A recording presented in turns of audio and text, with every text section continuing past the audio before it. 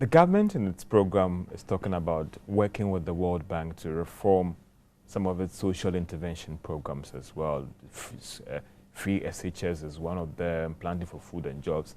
What role is the bank playing in this so-called reforms? Would that lead to downgrading support, restructuring the program, or cancellation of the program as a recommendation? The major role we play, we provide funding, like social protection, for instance. It's one thing to give money, but you have to make sure that the money is spent correctly. For instance, I'll give an example. We've been talking very directly with both the Finance Ministry now and the Ministry of Local Government on the school feeding program. Because school feeding program, we know it can get very political, there can be favors and stuff like that. And we've been very clear. In the new project, we expect full transparency and accountability in the way school feeding programs are given out. So, and we are clear.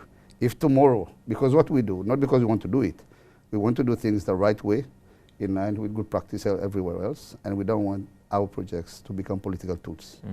So we are clear. If what is agreed, or what is agreed because we agree, we're going forward. If government refuses to do school feeding in the right way, we will restructure the project and do not support that activity. I'll just give you an example. Yeah. You mentioned free SHS. Free SHS. Yeah. It's important because countries like Ghana, developing countries, government needs to support. But what we need to do is at the same time work in parallel to review your policies, to review your frameworks. How can we improve access to private sector in the health sector? And there is, I mean, IFC in some parts of Africa have invested, So where we come in, we look at your policies, we look at your governance structures, your frameworks, and we tell you, this is good, this is not good. We propose changes to you. But if government doesn't want to accept it, we cannot force. Okay, sometimes either we put the money somewhere else, or we restructure projects and put it in areas where we feel it can better reach the beneficiaries. Yeah. And so with respect to this engagement that is going on, you have made some proposal. You talked about the new the school feeding thing. It means that there have been some proposals put forward on what government should do about these social intervention programs. If government fails to deliver on those actions, the funding will be cut. Yes. We'll put elsewhere.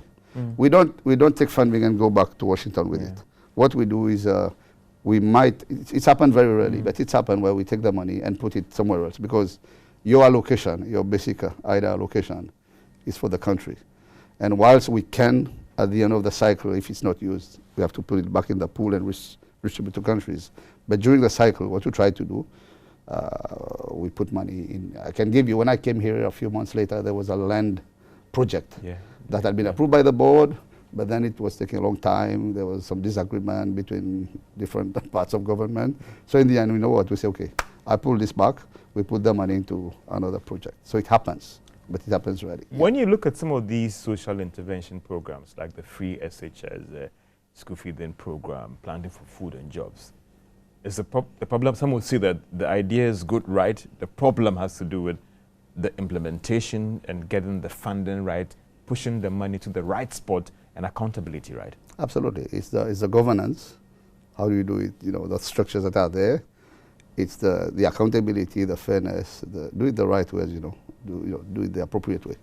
And if it's because you can have good intentions, but if along the path somewhere there are other things that come in and distorts the whole process, then your intentions will not benefit the poor, the beneficiaries, because the chain is broken by either, like you say, poor governance, poor delivery, corruption, or whatever kind of things.